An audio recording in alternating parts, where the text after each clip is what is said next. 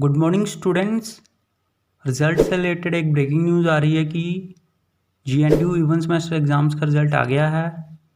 तो जिन जिन क्लासेस का रिज़ल्ट आया है वो हैं B Tech computer science and engineering second semester, fourth semester, eighth semester, B Tech electronics and communication engineering second semester, fourth semester, six semester, eighth semester, B Tech electronics and computer engineering second semester, fourth semester, six semester, eighth semester.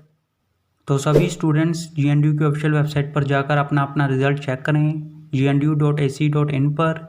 All the best सभी students को। उम्मीद है कि आप सबका result बहुत ही अच्छा आया होगा और सभी स्टूडेंट्स पास होंगे।